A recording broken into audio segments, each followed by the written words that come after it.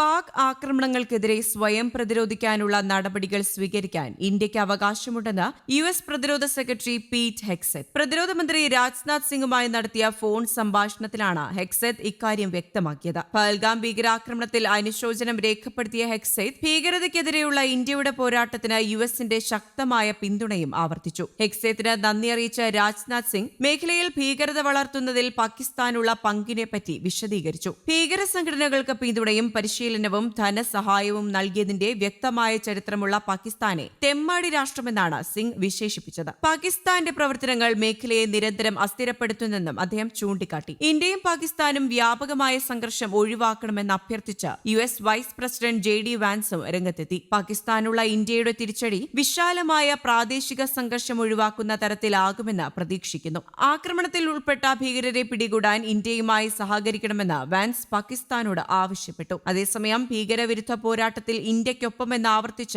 US. വിദേശകാര്യ secretary Marco റൂബിയോയും രംഗത്തെത്തിയിരുന്നു. Indian വിദേശകാര്യമന്ത്രി എസ് ജയശങ്കറുമായും പാക് പ്രധാനമന്ത്രി ഷഹബാസ് ഷെരീഫിനോടും അദ്ദേഹം ഫോണിൽ സംസാരിച്ചതായും വിവരമുണ്ട്. അന്വേഷണവുമായി സഹകരിക്കണമെന്ന് പാകിസ്ഥാനോട് മാർക്കോ റൂബിയോ അഭ്യർത്ഥിച്ചു. അതിർത്തിയിലെ സംഘർഷം ലഘൂകരിക്കാൻ ശ്രമിക്കണമെന്നും ചർച്ച ചെയ്ത് കാര്യങ്ങൾ തീരുമാനിക്കണമെന്നുമാണ് മാർക്കോ റൂബിയോ പാക് പ്രധാനമന്ത്രിയോട് പറഞ്ഞത്. മാത്രവുമല്ല, ഭീകരർക്കെതിരെ ശക്തമായ നടപടിയെടുക്കണം. ഇത്തരം നടപടികൾ അംഗീകരിക്കാനാവില്ലെന്നും അദ്ദേഹം അറിയിച്ചു. ഭീകരരെ കണ്ടെത്താൻ സഹായിക്കണമെന്നും ഇതുമായി ബന്ധപ്പെട്ട അന്വേഷണത്തിൽ പൂർണ്ണമായി സഹകരിക്കണമെന്നും ഷഹബാസ് ഷെരീഫിനോട് മാർക്കോ റൂബിയോ ആവശ്യപ്പെട്ടിട്ടുണ്ട്. അതിനിടെ ഭീകരാക്രമണമുണ്ടായ ബൈസരൻ വാലിയുടെ ത്രിമാന ചിത്രീകരണം നടത്തിയിരിക്കുകയാണ് NIA. അന്വേഷണത്തിൽ കൂടുതൽ വ്യക്തത വരുത്തുകയാണ് ലക്ഷ്യം. ഭീകരർ എവിടെ വെച്ച് എങ്ങനെ വെടിവെച്ചു എന്ന് കണ്ടെത്താനും ഇത് സഹായകരമാകും. കഴിഞ്ഞ ദിവസം NIA സംഘം ബൈസരൻ വാലി സന്ദർശിച്ചിരുന്നു. ഇതിന് പിന്നാലെയാണ് ത്രിമാന ചിത്രീകരണത്തിലേക്ക് നീങ്ങിയത്. ആളുകളെ സ്പോട്ടിലെത്തിച്ച് ചോദ്യം ചെയ്യുന്നത് ഒഴിവാക്കുക എന്നതുകൂടി ഇതിന് പിന്നിലുണ്ട്. കൂടുതൽ ആളുകളെ സംഭവ സ്ഥലത്തെത്തിച്ച് ചോദ്യം ചെയ്യുന്നത്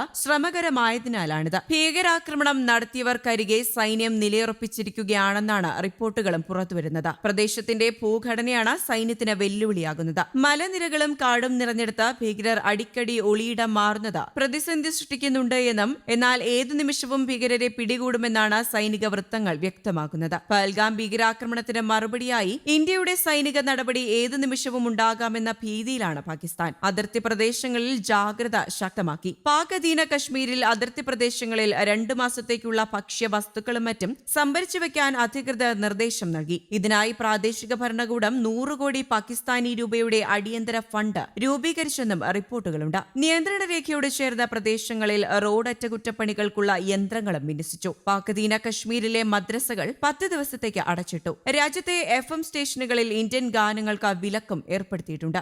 ന്യൂസ് ഡെസ്ക് കേരള കൗമുദി.